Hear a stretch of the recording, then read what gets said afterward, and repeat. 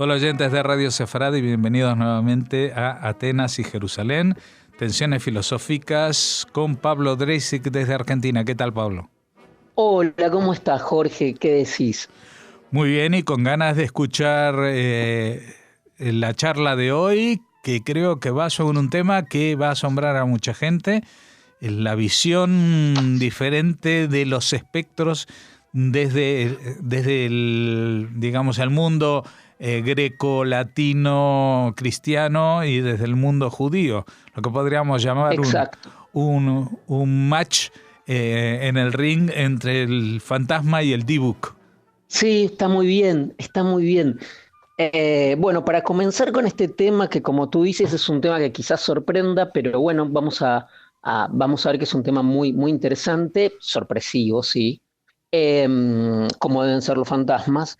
Lo primero que quizás asombra es este tema que parece más un tema literario, ¿no? Del gótico, un tema ubicado en esa época, iniera o también forme parte de la tradición filosófica. Y efectivamente la idea de espectro, de fantasma, es una idea muy pregnante en los orígenes de la filosofía, porque son modalidades de hacer inteligible la idea del alma, es decir, la idea del alma, esta cuestión etérea, pero animada, ¿no? De ahí el ánima, ¿no? Esto que nos anima, pero al mismo tiempo no tiene materia, se parece un poco a la idea del fantasma.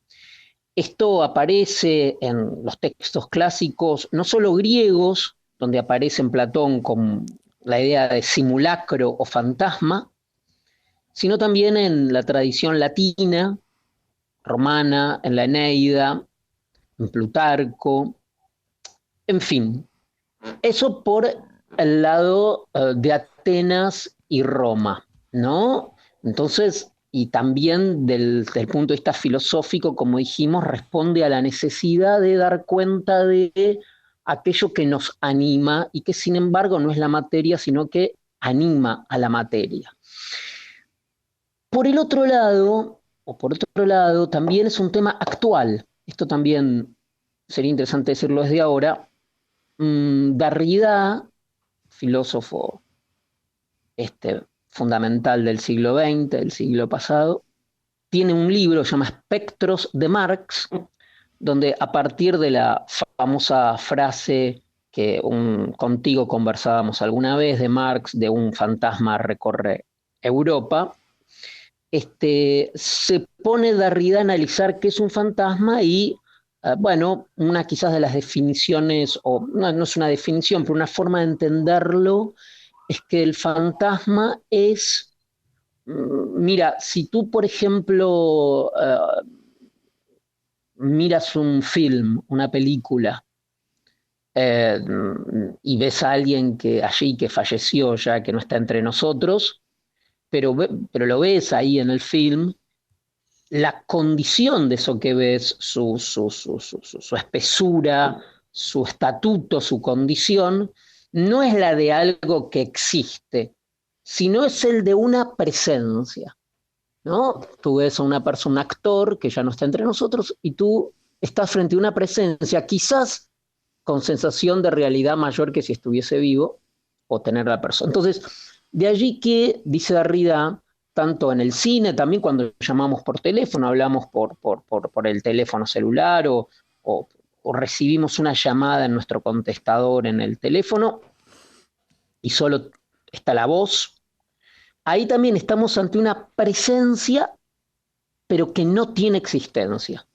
Entonces, rápidamente podríamos definir al fantasma, muy apresuradamente, pero muy claramente, como una presencia que sin embargo no está respaldada por una existencia real. Bueno, estamos llenos en ese caso, dice Derrida, de fantasmas, ¿no? Ahora, es muy interesante porque en la tradición judía, efectivamente, como tú lo decías muy bien antes, tenemos varios fantasmas. pero tenemos el fantasma de la tradición, sobre todo es de la tradición ashkenazí, de la tradición de Europa del Este, que es la tradición del dibuk, der dibuk, eh, que es la, la, más importante, digamos, ¿no? En esta tradición. En cuanto a las fuentes judías del dibuk, que es este fantasma judío, ahora vamos a hablar de él, no aparece ni en la tradición talmúdica ni en la tradición cabalista, sino que solo en el siglo XVII se introduce el término dibuk en la literatura de los judíos alemanes y polacos, presumiblemente como abreviatura de Dibuk Me Ruach Raj, es decir, el movimiento de adhesión de un espíritu ingresante. ¿Ingresante dónde? En el cuerpo de alguien. Creo, corrígeme Jorge, que en el hebreo cotidiano incluso Dibuk se le dice al pegamento, ¿no? A algo que sirve para... Sí, algo que se te pega, pega. que se te adhiere. Sí, sí, sí, sí. Y aprovecho esto también para decirte una cosa. Sí. En general, el término dibuk, seguramente lo vas a mencionar, se conoce por una obra de teatro de Jolemansky. Claro, claro. Pero Ahí vamos. que esa obra de teatro es producto de una expedición antropológica entre Absolutamente. entre la parte, yo diría, más pagana del judaísmo ashkenazí. Es decir, que ahí yo no sé hasta qué punto el dibuk es realmente judío o es un fantasma que se nos impregnó.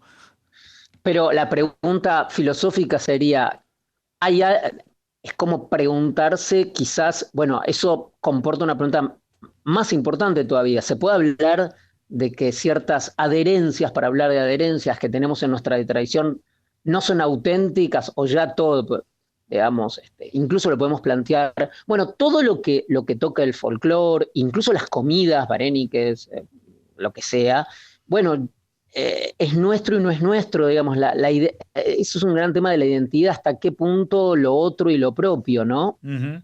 Pero es una pregunta que dispara cuestiones mucho más importantes, como tú dices, que tiene que ver con lo propio y lo no propio. Pero sigamos con esto, pero va a aparecer ese tema, porque también, digamos, lo impropio es un fantasma que asedia al judaísmo, ¿no? Lo que no es propio y es propio. Esta tradición, decíamos, ha dado lugar a una de las obras, me parece hasta hoy más importantes, teatro judío, Der Dibuk, de Ansky, que no se llamaba, hablando de lo propio y lo impropio, no se llamaba Ansky. De nuevo, esta cuestión del judaísmo, que también siempre está lo propio y lo impropio, Salomón Seinville Rapaport, era el verdadero nombre, y que se representó varias veces por todo el mundo. Bueno, en cuanto a la historia de la obra de Ansky, que es la que, como tú bien decías, Ansky hizo una tarea antropológica, fue recogiendo en lo que tú mencionabas como territorios paganizados, pero sería una discusión esa que tendremos que tener alguna vez. Pero bueno, iba recogiendo las diversas versiones del Dibuk, ¿no? Como hacen los antropólogos, ¿no es verdad? Como lo hacen no sé, como a un antropólogo en España que vaya recogiendo algún mito español ¿no? Uh-huh. O las versiones de la sopa de cebolla que hay en las diferentes regiones de Francia, ¿no? Alguien hace una investigación y después hace una que recoge todas esas cuestiones. Entonces decíamos que la historia, en cuanto a la historia del Dibuk, tiene lugar en un pequeño pueblo judío de Europa Oriental, un shtetl, donde el personaje, Hanan, que es un pobre estudiante de Kabbalah, muere luego de enterarse que la mujer con la que esperaba casarse, Leah, lo va a hacer con otro. Entonces el alma apesadumbrada del espíritu de Hanan retorna como un Dibuk e ingresa en el cuerpo de Leah, de su prometida. El padre solicita entonces al sabio jasídico del pueblo que efectúe un exorcismo a Leah. Luego de una extensa lucha entre el Dibuk y entre el Dibuk y el exorcista, el Dibuk deja el cuerpo de Leah. Pero precisamente en ese instante ella muere. El Dibuk logra así capturar su alma para la eternidad. Este es brevemente el plot, el argumento, ¿no? Hay que decir también que esta obra de teatro, que como decíamos fue el fruto de una investigación antropológica de Ansky o Rappaport, tuvo un éxito extraordinario y fue interpretada por un grupo teatral que tú debes conocer, Javima, en Vilna en 1922. Una curiosidad del tema, estoy prácticamente seguro, es que Stanislavski era uno de los candidatos a dirigir la obra. Creo que no la dirigió finalmente, pero el famoso maestro de teatro, de enseñanza teatral. Es muy interesante, hay toda una historia, digamos, de lo que ocurrió con esta obra, de su recepción, ¿no? Por ejemplo, hubo películas, hubo modificaciones, hubo versiones, como por ejemplo algunos textos de Isaac Bashevis Singer, como El último demonio o El espejo, que de alguna manera son variaciones de este motivo. Y hay una con la que quiero ir cerrando el tema, que da para mucho más como tema en sí mismo, pero que tiene que ver con una dimensión ética. Y quizás acá pasamos a una cuestión filosófica que no solo tiene que ver con este estatuto de una realidad que no tiene existencia, pero tiene presencia, sino con el rasgo ético del Dibuk. ¿Cuál podría ser el rasgo ético del Dibuk o de la figura del Dibuk más que del Dibuk? Bien, la figura es que, sobre todo después de la Shoah, la idea de un espectro, una sombra del pasado, un fantasma del pasado que asedia, que persigue a los vivos, es muy fuerte. Es decir, la idea de los muertos que reclaman justicia o que psicoanalíticamente aparecen como un trauma en los sobrevivientes que no puede ser procesado o tramitado, son todas figuras vinculadas, ¿no te parece, Jorge, a esta idea del Dibuk? Uh-huh. Querría mencionar especialmente un gran escritor judío, que yo imagino que en Radio Sefarad alguien habrá hablado de él, porque son innumerables los homenajes y las columnas que hay en Radio Sefarad sobre escritores judíos, que es Román Garí. Román Garí, cuyo verdadero nombre tampoco era Román Garí, que fue un gran escritor rumano, pero prácticamente francés, ¿no? Garí, G-A-R-Y, pero Román Garí tiene una novela extraordinaria que creo que no está traducida al español, creo, que se llama, está en francés seguro, sin duda, se llama La danza de Gengis Khan. En vez de Gengis, es una broma, ¿no? En vez de Gengis Khan, Gengis Khan, como el apellido judío C-O-H-N, y que la obra, la novela, es la historia del actor cómico judío Moishe Cohn, alias Gengis Khan, que fue asesinado en abril de 1944, esto es una ficción, ¿no?, por Schwartz, un comisario de la CSS. 24 años después, el espíritu de Cohn regresa como un Dibuk, apoderándose del cuerpo del ex perpetrador, ahora jefe de policía en la ciudad de Licht. El Dibuk, que es el cómico asesinado, asedia a Schatz, al perpetrador, al nazi, donde quiera que éste vaya. Se le mete en el cuerpo al nazi y habla como un ventrílocuo a través de él. Se sienta junto a su cama con una estrella amarilla. En una parte de la novela de Garí, el Dibuk dice: más exhausto está, más obsesiva mi presencia se vuelve para él. Yo no gozo especialmente buscándolo, pero no puedo remediarlo. Ha sido mi destino agregar una nueva dimensión a la leyenda del judío errante, aquella del judío inmanente, enteramente asimilado por siempre a cada parte de cada átomo de la tierra, del aire y de la conciencia alemana.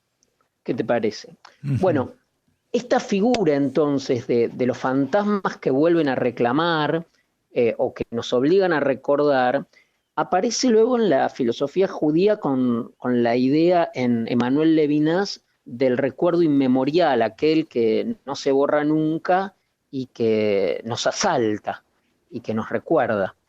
Así que bueno, como ves, es un tema fascinante, Jorge, y que da para mucho más, pero yo creo que he marcado algunas de las líneas quizás principales, ¿no? Uh-huh. Y aparte de marcarnos las líneas de lecturas, ¿qué nos recomiendas? Algo has hablado tengo de... todo Sí, dime. Hice la tarea. Mira, hay un texto que yo recomiendo mucho de un filólogo, Joan Ferrer, un filólogo muy, muy importante, que es catedrático en la Universidad de Girona, si no me equivoco. Es un especialista, un gran especialista y gran erudito en temas de filológicos, semíticos, literarios. Incluso tiene textos sobre el Yiddish. El libro se llama, es el Dibuk, se llama El Dibuk entre fronteras, y está editado por la editorial universitaria de Córdoba. La editorial es UCO Press. Es un libro de Joan Ferrer que yo recomiendo muchísimo para esto.